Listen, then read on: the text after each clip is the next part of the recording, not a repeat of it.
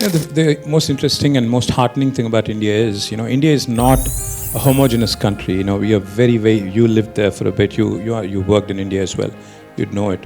It's a very diverse country. Everything changes in India every 200 kilometers. The language, the dialect, the culture, the cuisine. I think even probably the politics.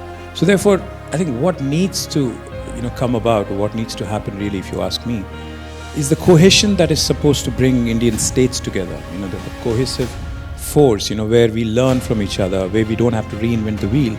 That is something that is, I believe, truly missing right now in India.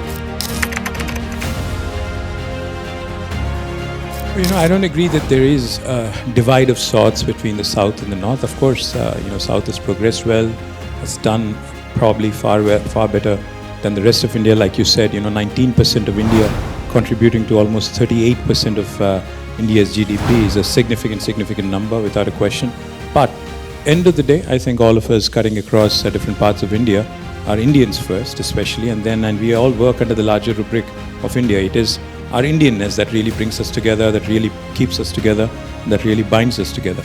Yes, like every family, we do have our issues. I'm sure like every other family, even with 4 members or 5 members or even a larger family, I think how family sits and resolves its issues. I'd say the topic of discussion, the topic of contention right now is redrawing the boundaries of the Lok Sabha seats within the states and within the country. Now that is going to be a point of discussion and debate and a lot of dissent as well, because democracy is about these 3 Ds. Because I'm sure we'll get more opportunities in India to debate, to basically discuss with them. And I think Oxford India Forum probably is not the place where I would see, this being resolved ASAP. So yes, it is an issue, but I do believe there are several things that need to be addressed before we get to that point.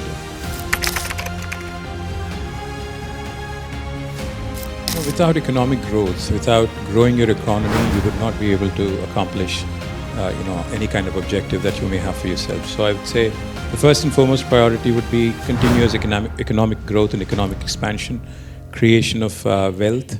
And I think parallelly, a country like India, you cannot be oblivious to the fact that there is a huge population which basically needs support, and the vulnerable section in the country which needs a bit of hand-holding. So I'd say continue to push the economic agenda, continue to create jobs, continue to attract investments, continue to create wealth, parallelly ensure that you take care of the most vulnerable. So I'd say a fine balance of welfare and economic growth is what we have seen in Telangana, and I think that has worked brilliantly.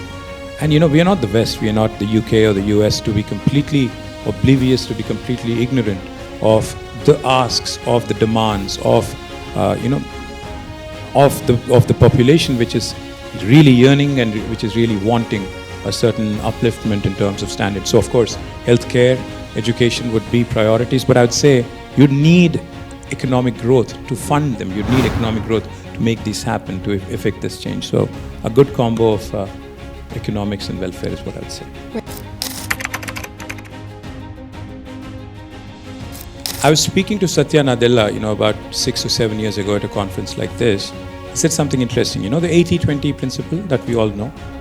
80% of any firm's revenues come again from about 20% of its locations. Likewise, you talk to Preeta, she'll tell you something very similar. She might have hundreds of hospitals, but if you look at the revenue sources, revenue making centers, they would be about 20%. Likewise, even for a state or a country, your economic engines are your cities, large metropolises. So if you accuse me of being overtly loyal to Hyderabad or overtly aggressive on Hyderabad or the metro growth, etc., it was primarily with the motive to continue the growth story so that you can create the wealth and redistribute it elsewhere within the province. It's not like I was partisan to Hyderabad, therefore I want Hyderabad. I would like to believe otherwise. I think Hyderabadis were not gullible enough to fall for the opposition's fake promises. And I think the rural hinterland probably just fell for those promises. So I think, it all depends on what kind of spin you would like to give. If you talk to a spin doctor of mine, he would give you a certain spin. If you talk to a spin doctor of Congress or BJP, you'd hear otherwise. So, like every other field, like Preeta was asked the same question as well, like every other field, women do have challenges without a question. But I think that's set to change now with the reservation that has already been passed, legislated. I think that is really going to be a game changer for our country. And 1/3 is obviously by default, it is something that no party or no leader or no state has to, make it happen now. But if we are able to go beyond that 1/3, and if we are able to possibly push for 40%, I think most certainly I believe, in fact, Preeta was probably being a bit, probably holding back, I would say. I can say this more openly. I think women do a lot of things better. You're more organized. You're probably a lot more focused. So I think India will see not just leapfrogging, but pole vaulting in the next decade after women start participating and women start becoming lawmakers and becoming change makers. So yes, we are going to witness that in our lifetime. There are two styles of thinking when it comes to this. There is this conservative thinking that you need to possibly not give money, but probably give them seeds or fertilizers or probably some sort of a input that really goes into agriculture. Then there is the other line of thought that, trust the farmer.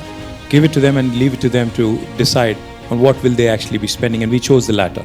The reason why I say this is because, what is economy ultimately? What is economic growth? It is the role of a rupee or a role of a dollar or a role of a pound.